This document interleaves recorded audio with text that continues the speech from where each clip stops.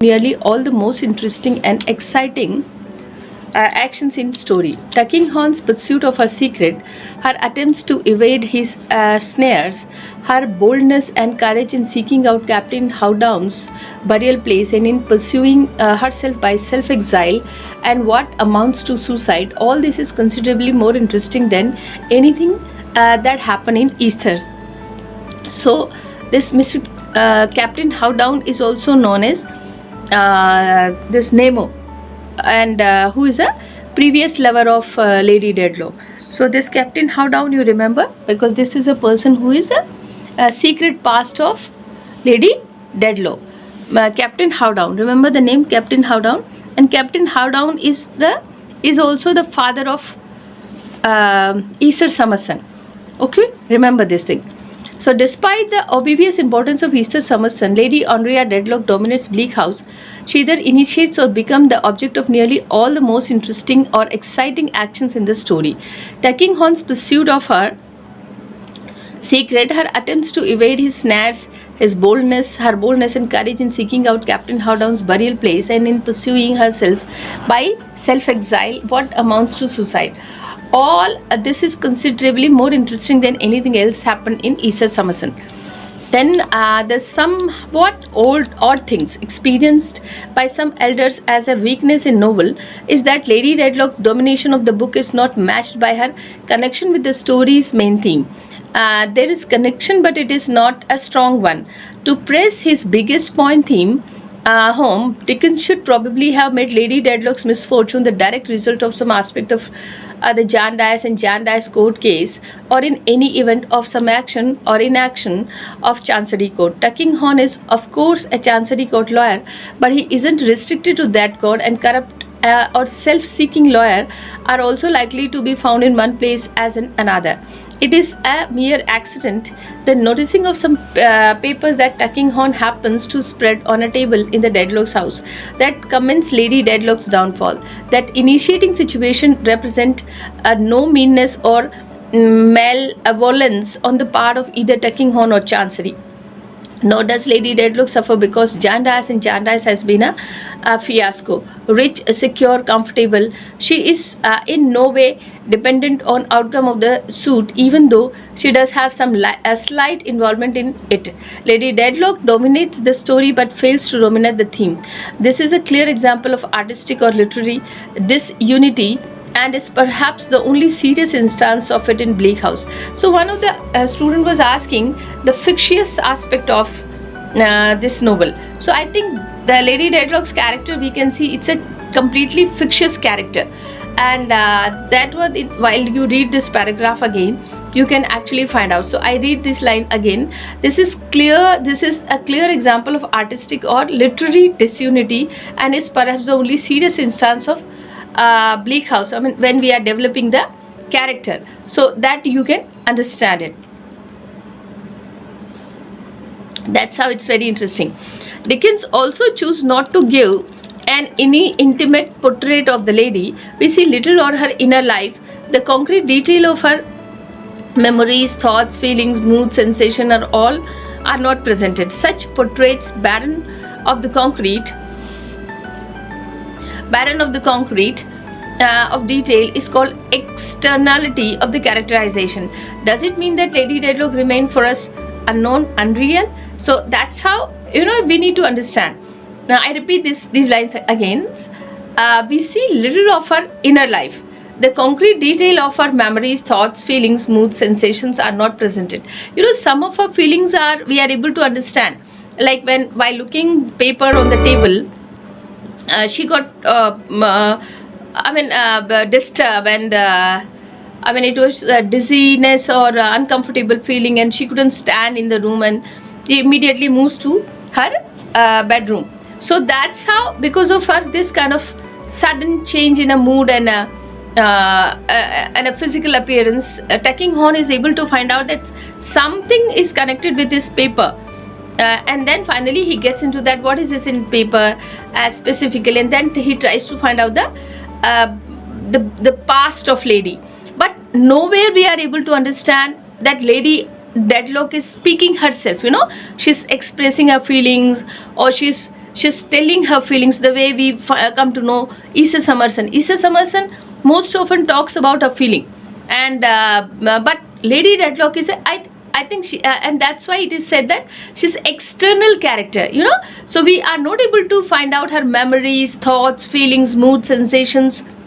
They are not present anywhere, and that's how we can say that this character is barren, and it's a completely externality of the character. Remember, this character is external. I mean, you know, when you are looking at me, you could see the chair, curtain and lighting and everything, but you can't see what I'm thinking, what is there going inside my mind. So these external things, you can say these are externality, but what she is expressing from inside, that is her inner self, and that we are not able to find out. Does it mean that Lady Deadlock remain for us unknown, unreal? So that's how up to some extent we can say that yes, we are not able to understand her the way we could.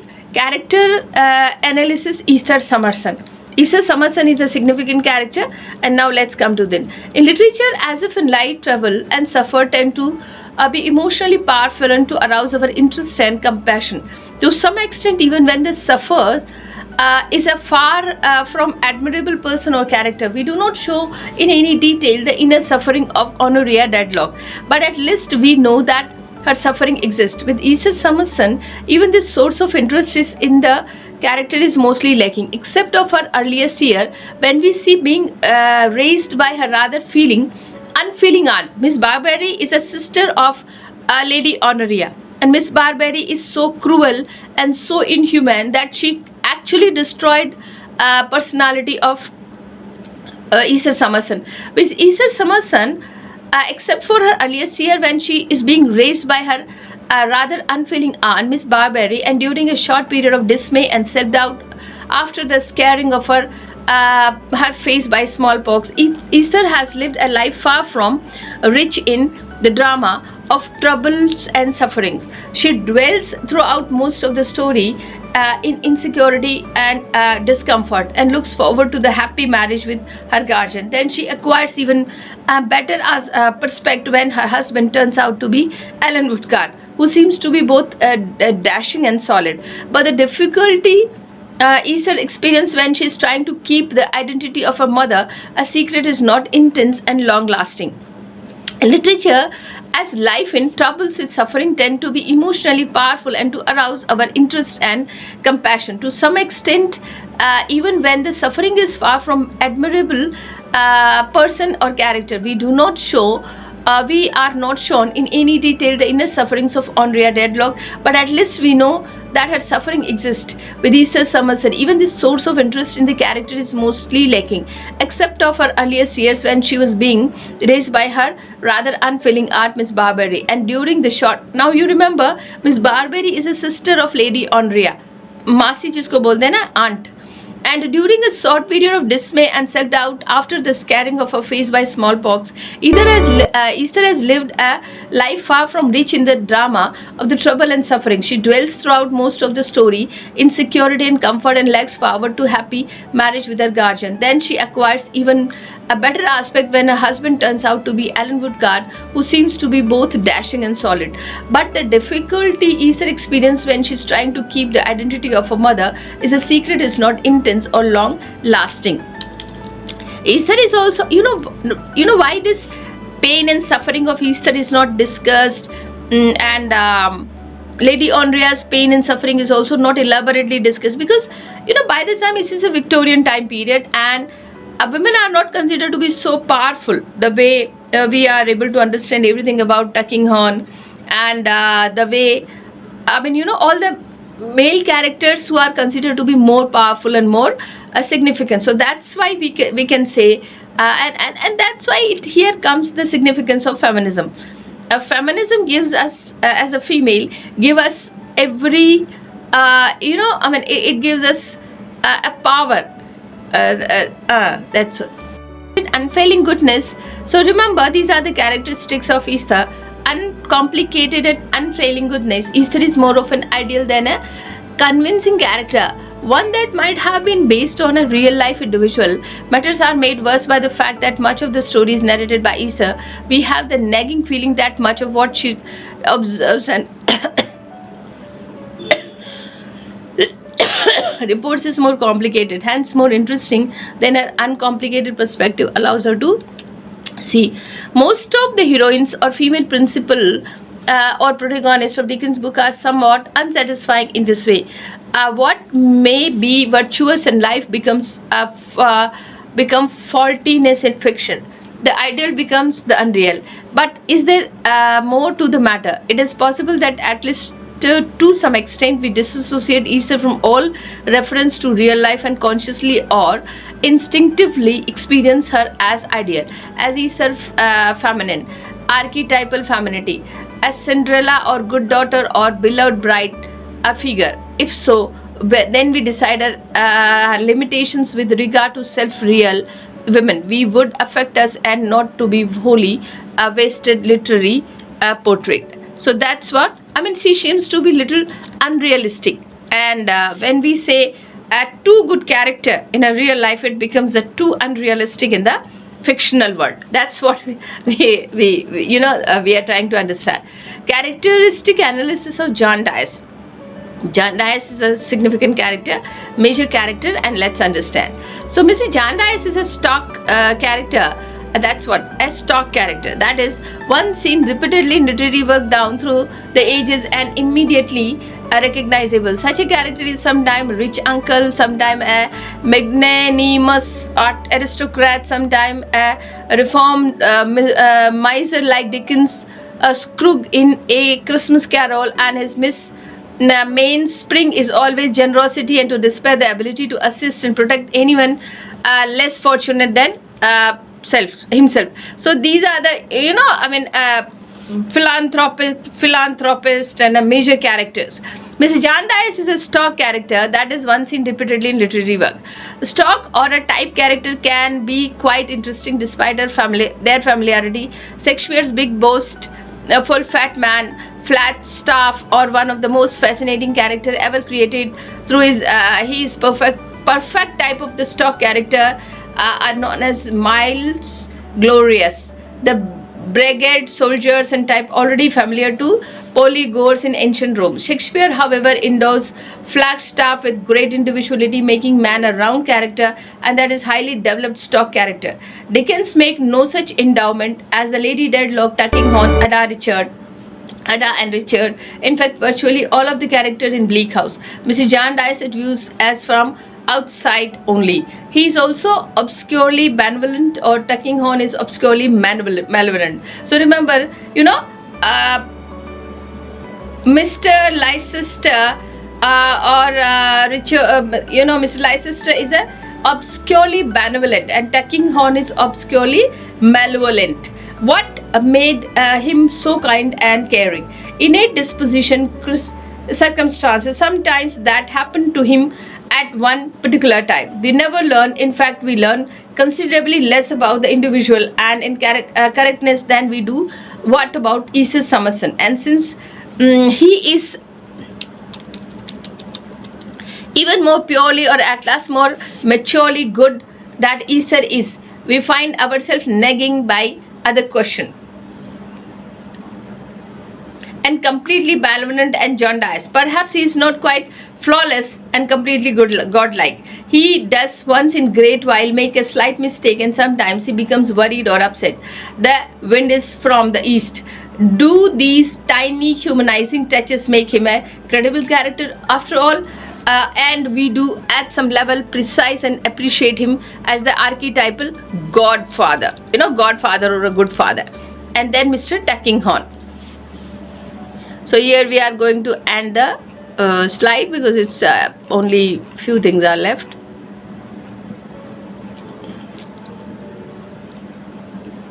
So you write me comments, okay? Write me and tell me what we can improve, and if there is something you like, then write positive comments also. So Tuckinghorn, an extremely capable solicitor, the leading attorney of the Chancery Court, is the main enemy or antagonist in this novel. He is an enigma which Dickens choose not to solve. As a Leicester's legal advisor, Tuckinghorn has a right, even a responsibility, to take notice of any action whatever that seems as if it might be determinable detrimental to his client. Therefore, it is by no means unnatural or outrageous that he should wonder what his client's wife is up to when she begins to act strongly and make inquiries about the handwriting on a legal document. But Dickens himself neither make this point not leave it as an obvious inference. Tuckinghorn pursued the lady's secret so obviously and ruthlessly that he gives the impression of desiring not so much a protection of his client as power over the lady and pleasure of inflicting pain. Tuckinghorn, an extremely capable solicitor, leading attorney of the Chancery Court. Although a reader's rational sense might be better satisfied if Dickens has been more explicit about Tuckinghorn's motivations, we should remember that cruelty, evil behavior is actually very hard to explain. Should Dickens have indicated at least that somehow Lady Dedlock excite in a lawyer a compulsion to pursue and torture, the compulsion which he himself didn't understand? Of course, one make a good cause a case for the idea that the obscurity and irrationality of Tuckinghorn's behavior make it all more mysterious and unpredictable, and therefore all the more powerful in its impact on the reader. Does Dickens mean for us to see Tuckinghorn as not only servant or chancery, but a symbol, an extension and personification of it? If so, does he give that point sufficient emphasis that we can hardly miss it? When Tuckinghorn traps Lady Dedlock, we are to think of Chancery as a swallowing one more victim. Now, on one matter, many reader will argue our not knowing what makes the unfortunate Tuckinghorn tricks take nothing aware an archetypal power as devil's figure, the sinister one. Then we come to Richard Carson, Richard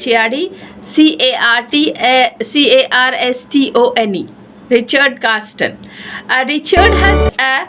Richard has the natural optimism and enthusiasm of youth, but is also impractical, irresponsible, and congenially resentless. For these less desirable traits, the Chancery Court can't be held responsible. The young men appear to have inherited them from his ancestor. Of course, these weaknesses make the effect of the Chancery or Richard all the more credible, but they also raise a problem. Having such defect, perhaps Richards would have turned out badly anyway. Would Dickens have made this point hard-hitting if he has shown us a quite solid young man being worn down and finally ruined by Chancery despite the solidity? We view Richard only from outside. His inner life is never revealed in its concreteness. If we are to feel the evils of the law as a symbol and at least a type of dead hand in past, we need to have somehow what is sufficient real to us that we feel strongly for him, as those institutionalized will progressively weaken and destroy him. Is Richard a sufficiently engaging and knowable character to be singled out by Dickens as one who more than anyone else will drive the book's point home? Ada Clare, character of Ada Clare. Ada Clare and Easter Summerson are parallel characters, that is, characters who are very much alike in many ways. Both are young, pretty, self-effacing, good-natured, sensible, responsible, and delicate. These are the characteristics of a Victorian woman. They are required. So what is this? She's pretty, young, self-efficient, good-natured, sensible, responsible, and delicate. Both are orphan and even stationed in the same household. They have similar values and expectations of life. Young men are attracted, both of them. They are also mutual confident. They confide in each other, and partly because they reveal aspects of their characters to us. We learn far from less about a clear example of minor character. She remains in the background most of the time, whereas Easter is often on center stage. Even so, Ada is both close to Easter and though Richard strongly involved in Jarndyce and Jarndyce. Therefore, she is more important minor character than say Jobling, Weevil, or What Rounds Well. In relation to Richard, both Ada and Esther are foil character, and that is characters who in some important way contrast strongly and some other characters, and though that contrast make the other characters more distinct.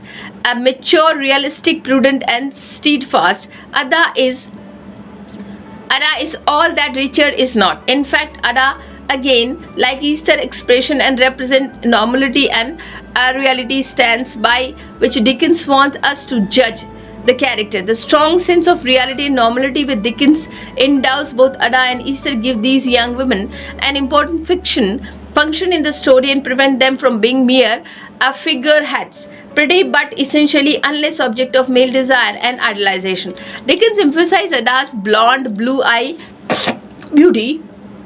Might one make a plausible case of that idea?